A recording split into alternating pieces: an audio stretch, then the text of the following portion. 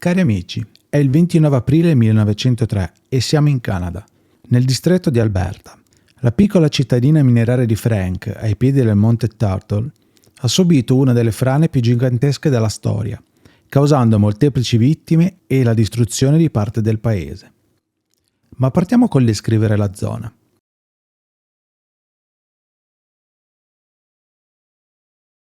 Più di 300 milioni di anni fa, quindi nell'era paleozoica, l'area dove oggi sorge l'Alberta giaceva per così dire sul fondo di un oceano poco profondo.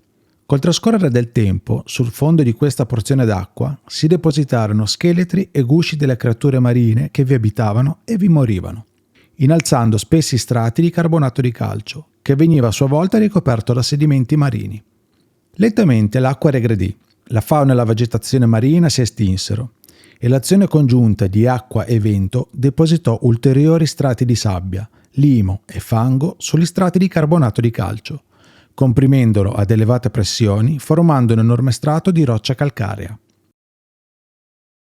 Circa 60-70 milioni di anni fa, lo spostamento l'uno verso l'altra delle placche tettoniche causò il piegamento, la rottura e il sollevamento dei vari strati di terra e rocce calcaree, generando un processo di orogenesi che diede vita alle montagne rocciose delle Americhe, di cui fa parte la Turtle Mountain, che si trova nel Crow's Nest River Valley e fa parte della catena Blairmore delle montagne rocciose canadesi. Essa è composta di diversi strati di calcare, piegati verso l'alto in una forma arcuata, comunemente nota come anticlinale della Turtle Mountain. La parte inferiore di questo anticlinale è stata rotta dalla pressione tettonica proveniente da ovest durante l'innalzamento della montagna, creando una faglia chiamata Turtle Mountain Thrust Fault. Le rocce sopra questa superficie di faglia hanno creato degli strati sul lato orientale della montagna, ripidi e impilati uno sopra l'altro, come se fosse un mazzo di carte inclinato, visto di lato. Inoltre, bisogna menzionare che le rocce calcaree non sono stabili agli agenti chimici, agli agenti termici e che la loro resistenza meccanica non è particolarmente elevata a causa della natura sedimentaria del materiale.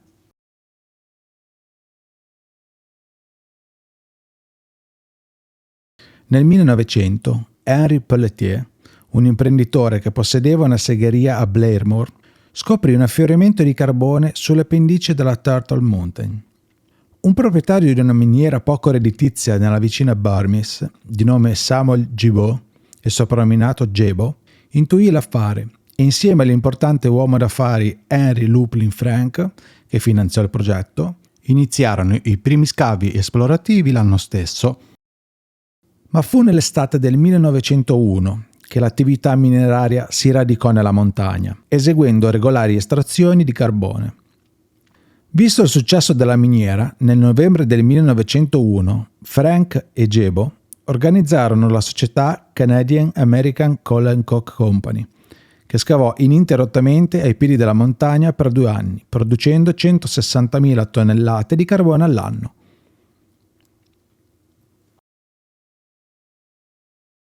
La cittadina di Frank venne fondata proprio nel 1901 e prese il nome da Henry Frank.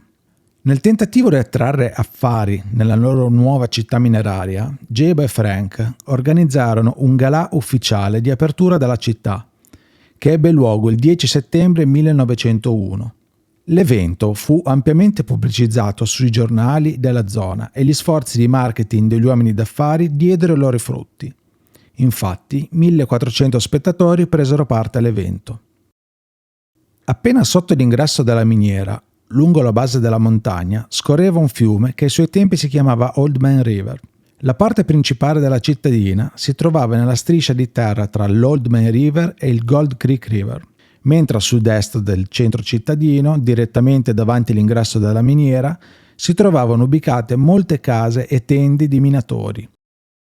Nel 1902 la miniera era completamente operativa.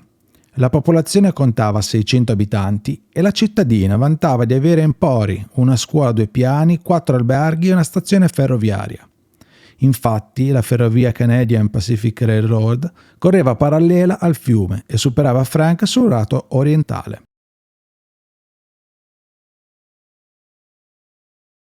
Ma torniamo alle settimane precedenti al disastro della frana di Frank. I minatori e riferirono che in certe notti la miniera era percorsa da lievi tremori e si potevano udire brontolii provenire dall'interno della montagna. Inoltre, la pressione creata dallo spostamento della roccia provocò la rottura di alcune travi in legno a sostegno delle gallerie della miniera. Alcuni minatori, preoccupati da questi eventi, lasciarono il lavoro nella miniera di Frank per sempre, credendo che la serie di strani avvenimenti fossero il presagio di un imminente disastro, e avrebbero avuto ragione in seguito. Infatti, il disastro si verificò nelle prime ore del mattino del 29 aprile 1903. Erano le 4:10, quando la montagna cominciò a scricchiolare e a gemere in modo molto più minaccioso che mai. All'interno della miniera i soffitti iniziarono a crollare, intasando le passerelle e gli scivoli. I 17 minatori del turno di notte correvano per salvarsi la vita, mentre il terreno cominciava a muoversi sotto i loro piedi. Dall'alto un suono orrendo, simile a 1000 scoppi di tuono, squarciò la notte quando un enorme cuneo della Turtle Mountain si staccò e iniziò a precipitare giù per la montagna. L'equipaggio di un treno di vagoni da miniera, diretto lentamente verso la città, avvertì il rombo assordante dietro di sé. Il conduttore del treno spinse al massimo il veicolo e riuscirono a mettersi in salvo appena attraversarono il ponte sull'Old Man River. E l'ingresso della miniera scomparve del tutto. I sopravvissuti raccontarono di uno suono scoppiettante come il fuoco di un cannone che echeggiava tra le montagne. Era così forte che alcune persone nella città di Cochrane, fuori Calgary, a oltre 200 km di distanza, riferirono di aver sentito il rumore della frana di Frank. Gli scienziati hanno stimato che il blocco di roccia, per lo più calcarea, caduto dalla cima della Turtle Mountain, fosse largo circa 1 chilometro, alto 425 metri e spesso 150 metri, per una massa stimata intorno ai 100 milioni di tonnellate. In circa 100 secondi percorse 3 chilometri e raggiunse l'altro lato della valle con una velocità di circa 120 km/h. I detriti coprirono una superficie di circa 3 km quadrati con uno spessore medio di 14 metri, ma raggiungendo in alcuni punti 45 metri di spessore. 13 ore dopo essere stati sepolti all'interno della miniera, i 17 minatori riuscirono a riemergere, scavando con picco e pala, rendendosi così conto che le loro case e le loro famiglie erano state spazzate via dalla frana. A quell'epoca, nell'area del disastro, vivevano un centinaio di persone. Il bilancio delle vittime di questa frana, la più mortale della storia del Canada, è stimato tra le 70 e 90 persone. La maggior parte delle vittime rimase sepolta sotto le macerie e nei giorni successivi all'evento vennero ritrovati solo 12 corpi. Nel 1924, in occasione dei lavori di costruzione di una nuova strada, verranno riesumati i resti di altre 6 vittime. La frana seppellì gli edifici della periferia orientale. Furono distrutti il cimitero, 7 case, un caseificio, 2 ranch, una stalla, un campo di operai e tutti gli edifici nella zona della miniera. La priorità, all'indomani della catastrofe di Frank, era ripristinare la linea ferroviaria, interrata per 2 chilometri, e con una diramazione sepolta dai detriti. Lavorarono ininterrottamente e la circolazione ferroviaria riprese dopo 3 settimane dal crollo. Anche la miniera venne rapidamente riaperta, anche se la roccia continuava a cadere dalla montagna. La produzione di carbone di Frank raggiunse il picco nel 1910, ma la miniera venne definitivamente chiusa nel 1917, poiché non più redditizia.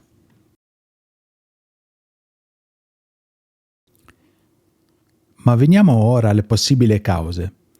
Dagli studi eseguiti, diversi fattori causarono la frana di Frank. Uno studio condotto subito dopo la frana dal Centro Geologico Canadese identificò la causa principale nell'instabile formazione anticlinale della montagna. In pratica, le crepe che tagliavano le pareti orientali del monte avevano permesso all'acqua di raggiungere il cuore della montagna. E una primavera con giornate tiepide e notti fredde come quella del 1903 giocò un ruolo importante nel distacco della frana. La notte del crollo le temperature erano inferiori a meno 18 gradi centigradi e il congelamento dell'acqua all'interno delle fessure le fece espandere, provocando la rottura del calcare e la caduta dalla frana. Il Centro Geologico Canadese aggiunse tra le cause anche le attività minerarie. Studi successivi ipotizzarono che la montagna avesse raggiunto un punto di equilibrio e che anche una piccola deformazione come quella causata dalla presenza di una miniera avrebbe potuto contribuire a innescare il crollo. La presunta attività sismica dovuta all'attività mineraria nei primi 3 anni del Novecento resta ad oggi una delle cause accreditate della frana.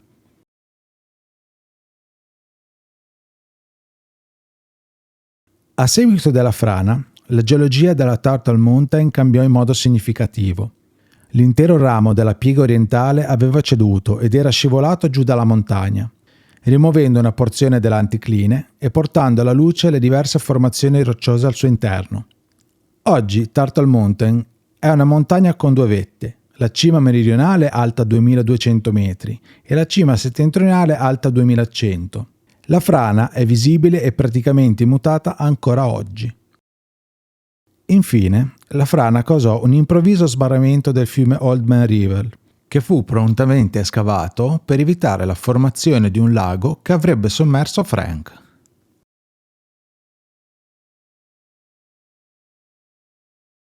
Già tra il 1931 e il 1933 vennero condotte 3 inchieste sulla stabilità del picco meridionale, inclusa una mappatura dettagliata della rete di fessure sulla cima della Turtle Mountain. Gli studi individuarono 2 aree associate a un elevato rischio di frana dal picco meridionale, dal volume stimato pari a 5 milioni di metri cubi. Il 29 aprile 2003, in occasione del 100° anniversario della catastrofe di Frank, per ridurre il rischio associato a una seconda frana, venne annunciato dal governo dell'Alberta un progetto multidisciplinare di monitoraggio. Il progetto, del valore di 1,1 milioni di dollari, della durata di 20 mesi, ha dato il via a un costante monitoraggio dei movimenti della montagna, in particolare il picco meridionale, la vetta con più elevata probabilità di crollo.